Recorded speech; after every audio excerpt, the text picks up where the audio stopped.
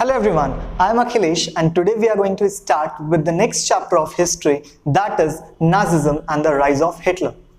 Hitler के बारे में जैसे ही सुनते वैसे ही बहुत सारी कहानी, बहुत सारी क्यूरियोसिटी हमारे दिमाग में आने लगती है। तो इस चैप्टर की शुरुआत होती है एक 11 साल के लड़के से जिसका नाम है हेलमट। हेलमट लेटा हुआ था और वो अपने माँ और अपने पिता को बात करते हुए सुनता है। वो लोग कुछ गंभीर आवाज में कुछ डिस्कस कर रहे थे। उसके फादर कहते हैं कि ये वो टाइम आ गया है जब या तो मुझे तुम सभी लोगों को मार करके खुद भी सुसाइड कर लेना चाहिए या फिर तुम सब लोगों को छोड़ करके मुझे ही केवल सुसाइड कर लेना चाहिए। और उसके बाद नेक्स्ट डे वो सब लोग पिकनिक पे जाते हैं। पिकनिक में जा करके एंजॉय करते हैं, खाते पीते हैं, क्योंकि ये उन सब का साथ में एक आखिरी दिन था। अगले दिन जब हेलमट उठता है तो उसे पता चलता है कि उसके फादर ने अपने आप को गोली मार ली है और उसने खुद अपने फादर की खून से लथपथ उस यूनिफॉर्म को फायर प्लेस पे जलते हुए देखा था। ही वॉज सो ट्रॉमेटाइज्ड कि अगले 9 साल तक उसने अपने घर पे खाना नहीं खाया, क्योंकि उसे ये डर था कि कहीं उसकी मदर उसके खाने में जहर मिला करके ना दे दे। टाइम था 1945 का, जब जर्मनी ने अपने आप को सरेंडर कर लिया था एलिस पावर के अंडर। अब एलिस पावर क्या थे, जर्मनी में क्या हो रहा था, हेलमट के फादर कौन थे, ये सारे क्वेश्चंस आप सबके दिमाग में उठ रहे होंगे। तो मैं बताता हूं कि जर्मनी में उस समय नाजी रूल था, यानी हिटलर के अंडर जो उसकी पार्टी थी उसका नाम था नाजी। और हेलमट के जो फादर थे वो उसी नाजी पार्टी के एक मेंबर थे।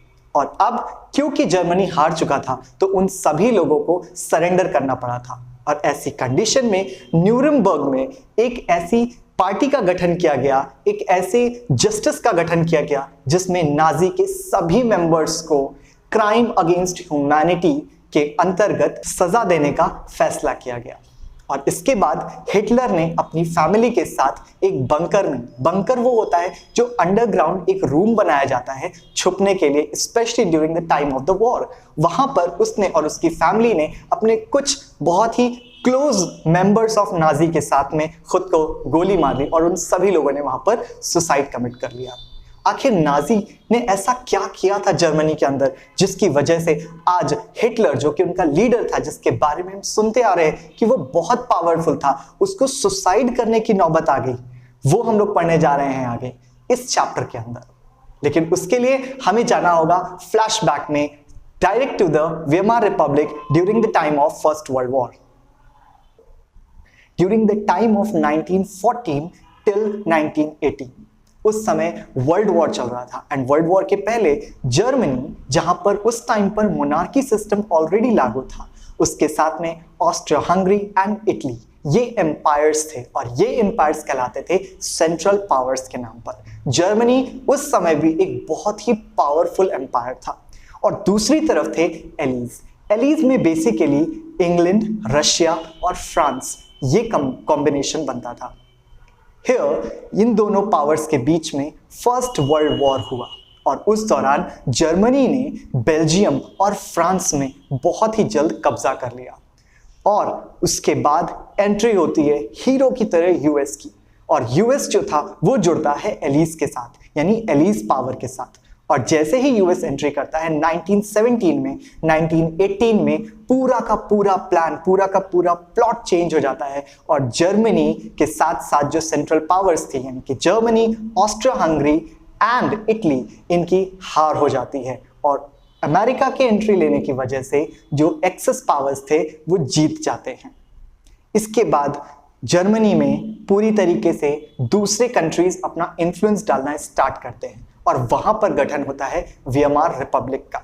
वेमार रिपब्लिक जब वहां पर आती है तो जर्मनी के ही लोग उसका वेलकम नहीं करते हैं, वो वेमार रिपब्लिक को पसंद ही नहीं करते हैं। तो आखिर वेमार रिपब्लिक था क्या और जर्मनी के ही वेमार रिपब्लिक को जर्मनी के ही लोग एक्सेप्ट क्यों नहीं कर रहे थे? So basically, the National Assembly people had actually met at Weimar and they made the Weimar Republic out there, और वो था वहां का पार्लियामेंट, जिसको कि प्रॉपरली फेडरल सिचुएशन के साथ, यानी कि लोगों ने वोट करके, यहां तक कि वुमेन्स ने भी उसके लिए वोट किया था और वहां का पार्लियामेंट बना था। इसी वेमार रिपब्लिक को हम रीक्सटैग भी कहते हैं। लेकिन आखिर लोग इसका अपोज क्यों कर रहे थे? उसका एक बहुत बड़ा रीजन है, और वो रीजन ये है कि जर्मनी के ऊपर ब्लेम लगाया गया कि पूरे के पूरे वर्ल्ड वॉर फर्स्ट की जिम्मेदारी आपके ऊपर है, अगर आप नहीं चाहते तो ये वर्ल्ड वॉर कभी नहीं होता। और उन्होंने सारा का सारा ब्लेम जर्मनी के ऊपर रख दिया और वीमार रिपब्लिक ने उसको एक्सेप्ट भी कर लिया। वॉर के जितने भी एक्सपेंसेस थे, around 6 billion mark was the currency of Germany, 6 billion mark का मुआवजा जो है वो जर्मनी को पे करना पड़ा। इतना ही नहीं, उसको अपनी 13% टेरिटरीज, अपना 75% आयरन और 26% कोल कंप्लीटली देना पड़ा फ्रांस, बेल्जियम, लिथुआनिया, इन सारी कंट्रीज को, जिसके बाद उसकी इकोनॉमिक कंडीशन, उसकी जो इकोनॉमिक बैकबोन थी वो कहीं ना कहीं बहुत ज्यादा टूट गई। इतनी ज्यादा टूट गई कि वहां के लोगों को लगा कि अब हम लोग फाइनेंशियली बर्स्ट हो जाएंगे। और एक राइनलैंड नाम की जगह थी जो कि रिसोर्सेस से भरी हुई थी, यानी कि वहां पर बहुत सारा मिनरल डिपॉजिट था जिसे कि फ्रांस ने जर्मनी से ले लिया। वीमार रिपब्लिक ने जिस तरीके से जर्मनी की पूरी इकोनॉमिक बैकग्राउंड को तोड़ दिया था, वहां के लोग इसको बिल्कुल भी पसंद नहीं करते थे। और उन्होंने देखा कि पूरी वॉर ह्यूमिलिएशन के साथ उन्हें इतने बड़े अमाउंट में अपने रिसोर्सेस को देना पड़ रहा है, जिसकी वजह से वो पूरी तरीके से फाइनेंशियली वीक होने लगे थे। और यही सिचुएशन थी जब उन्होंने इसके अगेंस्ट खड़े होने का फैसला किया। और जो लोग वीमार रिपब्लिक के फेवर में बोलते थे, specially they were socialist, Catholics and Democrats, उन सभी लोगों को नवंबर क्रिमिनल्स के नाम से जाना जाने लगा। इसके बाद हम चलते हैं नेक्स्ट सेशन में। फर्स्ट वर्ल्ड वॉर ने पूरे के पूरे यूरोप के ऊपर एक बहुत बड़ा इंपैक्ट छोड़ा था, क्योंकि वॉर से सभी देशों को, चाहे वो जीता हो या हारा हो, उन सभी लोगों को बहुत बड़ा कीमत चुकानी पड़ी थी। यही 1923 की बात जब हम लोग करते हैं, उस समय जर्मनी की सिचुएशन काफी ज्यादा बिगड़ चुकी थी और वहां पर इकोनॉमिक क्राइसिस आ ही रहा था। साथ ही साथ वहां पर मिलिट्रीज को बहुत ज्यादा अच्छा दिखाने की कोशिश की जाती है, सिविलियन से ऊपर रखा जाता था सोल्जर्स को, लेकिन ये असलियत नहीं थी। असलियत ये थी कि सोल्जर्स भी बहुत ही सफरिंग सिचुएशंस में वहां पर रह रहे थे। यहां तक कि जर्मनी ने अपनी पूरी लड़ाई का जितना भी खर्चा था वो लोन पर किया था और अब उनके ऊपर वो लोन ऑलरेडी चढ़ा हुआ था। हारने के बाद उन्हें इस लोन को गोल्ड के थ्रू चुकाना था, लेकिन एक लिमिट के बाद जब उनका गोल्ड रिसोर्स भी खत्म हो गया, वो फ्रांस को ये लोन नहीं चुका सके और इसकी वजह से फ्रेंच ने उनके रूहर वैली, जहां पर गोल्ड के माइंस थे, उन सब के ऊपर जबरन कब्जा कर लिया और यहीं से इकोनॉमिक डिप्रेशन का टाइम स्टार्ट हो गया। यहां पर जो जर्मनी थी उसने अपनी करेंसी को अंधाधुंध रेकलेसली छापना स्टार्ट कर दिया, जिसकी वजह से उनकी जो करेंसी मार्क थी उसकी वैल्यू धीरे धीरे गिरती गई। जहां जनवरी में और फरवरी में एक यूएस डॉलर की वैल्यू 24,000 थी, वहीं दिसंबर तक आते आते एक यूएस डॉलर की जो कीमत थी वो तकरीबन 98 लाख से भी ऊपर चली गई थी। And this was the condition that is called as hyperinflation. जहां जर्मन मार्क की कीमत लगातार गिर रही थी, वहीं 1924 से लेकर के 1928 तक का टाइम ऐसा था जब लगा कि शायद जर्मनी की कंडीशन कुछ बेटर हो रही है। उस समय उनकी ज्यादातर इंडस्ट्रियल इन्वेस्टमेंट्स और रिकवरी जो थी वो शॉर्ट टर्म लोन्स के ऊपर डिपेंडेंट थी, जो कि उन्होंने डायरेक्टली फ्रॉम यूएसए लिया हुआ था। ये समझ लीजिए जैसे यूएसए ने जर्मनी को गोद ले रखा हो। लेकिन हुआ ये कि जर्मनी की जो स्टॉक एक्सचेंज मार्केट थी वो क्रैश हो गई। उसके क्रैश होते ही करीबन 30 मिलियन शेयर्स एक ही दिन में बेच दिए गए और डे था 24 अक्टूबर का।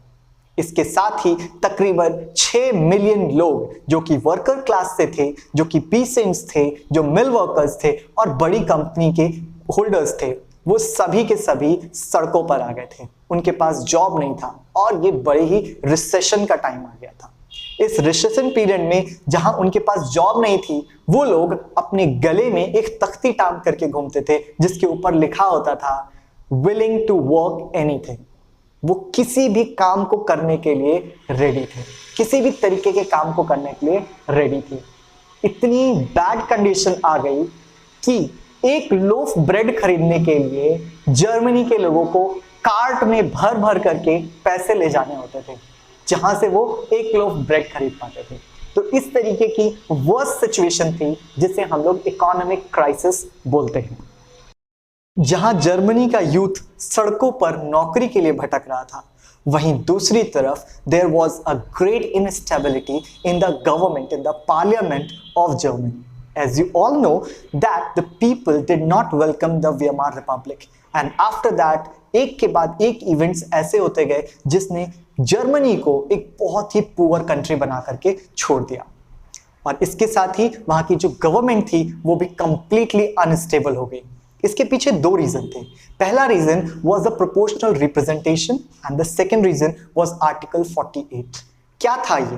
प्रोपोर्शनल रिप्रेजेंटेशन के मायने थे कि वहां पर जो लोग हैं वो किसी भी एक पार्टी को कंप्लीटली एक्सेप्ट नहीं कर पाएंगे इलेक्शंस में। दैट मींस वहां बन जाएगी कोalition गवर्नमेंट। और दूसरी तरफ था आर्टिकल 48 जो कि वहां के प्रेसिडेंट को इमरजेंसी लागू करने का राइट देता था। अल्टीमेटली ये दोनों सिचुएशंस जो होती हैं, इसकी वजह से जो डिक्टेटरशिप है वो बहुत ज्यादा वल्नरेबल हो जाती है।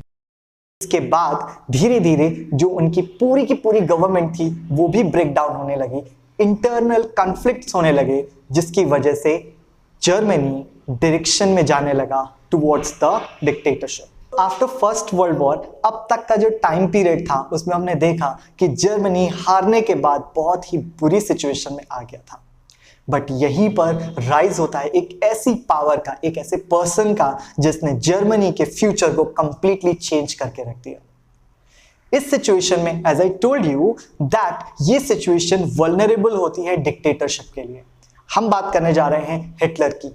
चलते हैं flashback to the first world war, और उस समय हिटलर ने अपने आप को आर्मी में इनरोल कराया। हिटलर का जन्म ऑस्ट्रिया में 1889 में हुआ। उसने अपना पूरा बचपन और अपनी पूरी यूथ जो थी वो एक गरीबी में काटी। उसने बहुत ही क्रिटिकल सिचुएशन में अपने आप को ग्रो किया, और उसके बाद ड्यूरिंग फर्स्ट वर्ल्ड वॉर उसने अपने आप को जर्मनी की मिलिट्री के साथ में इनरोल करा लिया।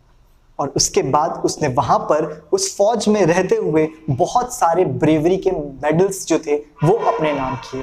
उसने अपने आप को एक ऐसी सिचुएशन में पहुंचाया जहां पर लोग उसे एज ए लीडर कंसीडर करने लगे थे। और यहीं पर उसके बाद उसने 1919 में जर्मन वर्कर्स पार्टी को ज्वाइन किया। पार्टी को ज्वाइन करते ही कहीं ना कहीं उसके पास वो एनर्जी, वो इंथुजियाज्म अभी भी बना हुआ था जिससे कि वो जर्मनी को बाहर निकालना चाहता था।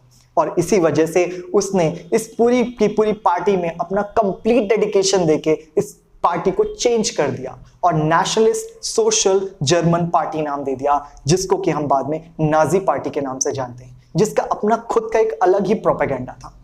1923 में उसने बवेरिया के अंदर एंट्री ली। वहां से वो बर्लिन पहुंचा और वो वहां पर उस पार्लियामेंट को गिरा देना चाहता था, बट एनी हाउ वो पकड़ा जाता है अपने साथियों के साथ में, उसको जेल होती है, लेकिन कुछ दिन बाद वो वापस बाहर आ जाता है। आफ्टर दैट वो अपनी पार्टी के ऊपर कंप्लीटली कॉन्सेंट्रेट करता है, अपनी पार्टी को ग्रो कराने की कोशिश करता है, और ग्रो कराते हुए 1928 के इलेक्शन में पार्टिसिपेट करता है।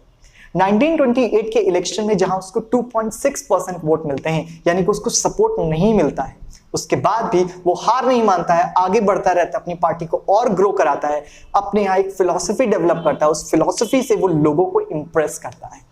और 1932 में उसको सबसे हाईएस्ट वोट मिलते हैं वेमार रिपब्लिक के सामने। अब ये एक नई पार्टी खड़ी हो रही थी जो कि बहुत ही इंपैक्टफुल थी, लोग इसको बहुत ज्यादा पसंद कर रहे थे, और यहीं से हिटलर अपनी ऊंचाइयों पर पहुंचने लगता है।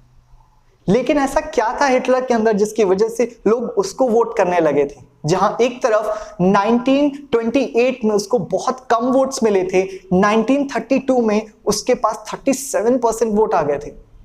कुछ क्वालिटीज थी हिटलर के अंदर। जैसे पहली क्वालिटी थी that he was a great speaker. जिस समय वो बोलता था लोग उसको सुनते थे, लोग उसको पसंद करते थे और उसके एंथुजियाज्म को अपने अंदर फील करते थे।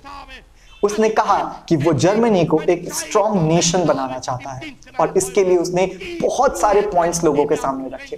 साथ ही साथ उसने कहा कि वर्साइलेस की ट्रीटी जिसने जर्मनी को कंप्लीटली तोड़ के रख दिया था, मैं उस ट्रीटी को भी निरस्त कर दूंगा। तीसरा पॉइंट जो उसने बोला था वो था कि यहाँ पे जितने भी अनएम्प्लॉयड लोग हैं, मैं उन सभी लोगों को जॉब दूंगा, उन सभी लोगों को मैं नौकरी दूंगा, चाहे वो मिलिट्री में हो, चाहे वो किसी इंडस्ट्री में हो, कहीं पर भी मैं उन्हें जरूर नौकरी दूंगा। और चौथा पॉइंट जो उसने बोला था वो ये था कि जितना भी फॉरेन इंटरफेरेंस है, फॉरेन की कंट्रीज लाइक यूएस है या फ्रांस है, उनका जो भी इंटरफेरेंस है वो उसको ब्रेक कर देगा। साथ ही साथ जितने भी रिसोर्सेस फुल जैसे राइनलैंड या रूअर वैली, जो भी चीज उससे छिना ली गई है, जर्मनी से ले ली गई है, वो उन सब को वापस जर्मनी में जोड़ देगा। And that was he. और इसके बाद वो आगे बढ़ता रहा, उसने अपनी फिलॉसफी डेवलप करी और फिर उसने अपने आप को प्रेसिडेंट की पोस्ट तक पहुंचा दिया। कैसे पहुंचाया और कैसे पार्लियामेंट को किया वो हम आगे पढ़ेंगे। अब उसको वोट्स भी मिल गए और वो एक अच्छी पोजीशन पर भी पहुंच गया। लेकिन इसके बाद जो वहां के प्रेसिडेंट थे जर्मनी के, हिंडनबर्ग, वो हिटलर से बहुत ज्यादा प्रभावित थे। And that's why he gave the highest position of the cabinet ministers, that is of chancellorship, is given to the Hitler by the president of Germany, Hindenburg. After getting a great support in elections, जो Hitler था वो बहुत ज्यादा famous हो गया, यहां तक कि प्रेसिडेंट भी उसकी तारीफ करते थे। और इसी वजह से प्रेसिडेंट ने हिटलर को कैबिनेट मिनिस्टर्स की सबसे बड़ी पोस्ट यानी चांसलरशिप की जो पोस्ट थी वो दे दी। जैसे ही हिटलर के पास चांसलरशिप की पोस्ट आई, उसने पार्लियामेंट में आग लगवा दी और उसने पूरा का पूरा पार्लियामेंट जला के खाक कर दिया। इसके बाद इस फायर डिक्री के बाद उसने तुरंत ही वहां पे पूरी तरीके से अपने रूल को लागू कर दिया। And this fire decree caused a great tension in the parliament of Germany. So now उसने सबसे पहले जो फ्रीडम मिली हुई थी through the Weimar republic, that was to speech, to press and for the assembly, उसने इन तीनों चीजों को निरस्त कर दिया। यानी किसी भी तरीके से लोग एक दूसरे के कांटेक्ट में नहीं रहेंगे। और वहीं से उसने अपने रूल्स एंड रेगुलेशंस जर्मनी के ऊपर लागू करने स्टार्ट कर दिए। उसने साइंटिफिक थ्योरीज अपनाई जो कि थी डार्विन की और हर्बर्ट स्पेंसर की। ऑल्दो डार्विन की थ्योरी केवल एनिमल्स के ऊपर लागू होती थी, that only the fittest person वही आगे सर्वाइव करेगा, that is for the animals that the only the fittest will survive. The survival of the fittest की थ्योरी जो थी एनिमल्स के ऊपर लागू होती थी।